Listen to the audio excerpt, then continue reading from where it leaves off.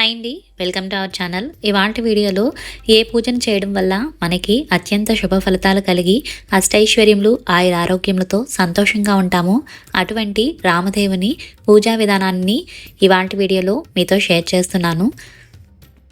ఈ రామదేవుని పూజని ఎన్ని వారాలు చేయాలి, ఏ విధంగా చేయాలి, నైవేద్యం ఏం పెట్టాలి, ప్రతిదీ ఇవాళ వీడియోలో షేర్ చేస్తాను.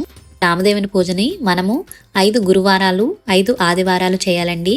ప్రతి వారంలో మనకి గురువారం ఆదివారం వస్తాయి.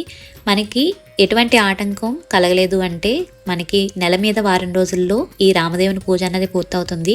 ఏమైనా ఆటంకాలు ఖచ్చితంగా లేడీస్కి మధ్యలో ఒక 5 డేస్ కుదరదు కాబట్టి సుమారుగా 1.5 మంత్ వరకు పడుతుందండి. మీరు రామదేవుని పూజను మొదలు పెట్టడానికన్నా ముందుగానే ఇంటిని శుభ్రం చేసుకోవాలి.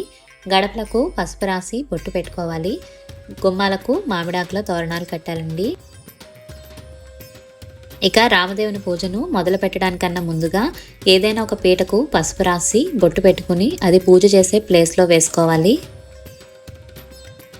ఇక రామదేవుని ప్రసాదం తయారీకి మనము గోధుమ రవ్వ, పంచదార, ఆవు పాలు, గోధుమ రవ్వ పంచదార ఈక్వల్గా తీసుకుంటే మనకి టేస్ట్ అన్నది కరెక్ట్గా వస్తుందండి. కొద్దిగా ఆవు పాలను వేసుకుని వీడియో క్లిప్లో చూపిస్తున్న విధంగా ప్రసాదాన్ని అయితే ఉండల కింద తయారు చేసుకోవాలి.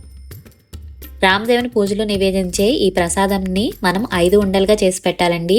మొదటి ఉండని రామదేవునికి నైవేద్యంగా పెట్టాలి. రెండో ఉండనైతే ఎవరైనా ముత్తైదువుకి ఇవ్వాలండి. మూడో ఉండని మనకి కథ చదివే బ్రాహ్మణునికి ఇవ్వాలి. 4వ ఉండని మన ఇంటి చుట్టుప్రక్కల ఉండే ఇరుగు పొరుగు వారికి ఇవ్వాలి. ఇక 5వ ఉండని మన ఇంట్లోనే భర్త, భార్య, పిల్లలు ప్రసాదంగా స్వీకరించాలండి. మనకి రామదేవుని కథను అనుసరించి రామదేవుని వ్రత విధానాన్ని నారద మహాముని అయితే వివరిస్తారండి. ఇక్కడ మనము రామదేవుని పూజలో ఉపయోగించే దీపాన్ని నేతితో మాత్రమే వెలిగించాలి. మనకి శ్రీ రామదేవుని కథ బుక్స్ అని ఏ బుక్ స్టోర్స్లో అయినా దొరుకుతాయండి. ఒక బుక్ని అయితే కొనుక్కొని పెట్టుకోవాలి. మనము పూజను స్టార్ట్ చేయడానికి ముందే పసుపు గణపతిని చేసుకోవాలి.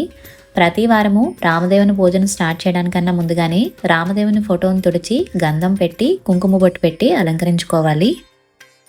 ఇలా పూజకు అన్నిటిని సిద్ధం చేసుకున్న తర్వాత ముందుగా దీపారాధన చేసుకోవాలండి. ఆ తర్వాత ఆచమనీయం చేసి గోత్రనామాలు చెప్పుకొని విఘ్నేశ్వరుని పూజ చేసుకోవాలి. తర్వాత షోడచోపచారాలు, అష్టోత్తరాలతో రామదేవుని పూజ చేసుకుని రామదేవుని కథ ఉంటుందండి. రామదేవుని కథను కూడా చదువుకోవాలి.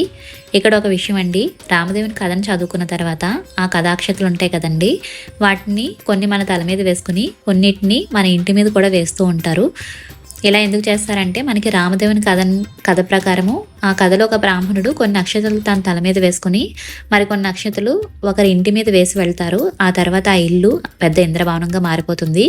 ఈ కథను అనుసరించి చాలామంది కథాక్షతల్ని మన ఇంటి మీద కూడా వేస్తూ ఉంటారు.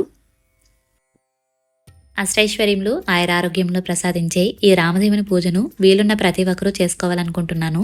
మీకు కనుక ఈ వీడియోలో షేర్ చేసిన ఇన్ఫర్మేషన్ యూస్ఫుల్ అయ్యింది అనిపిస్తే వీడియోని తప్పకుండా లైక్ చేసి మీ ఫ్రెండ్స్ అండ్ ఫ్యామిలీ మెంబర్స్కి షేర్ చేయండి.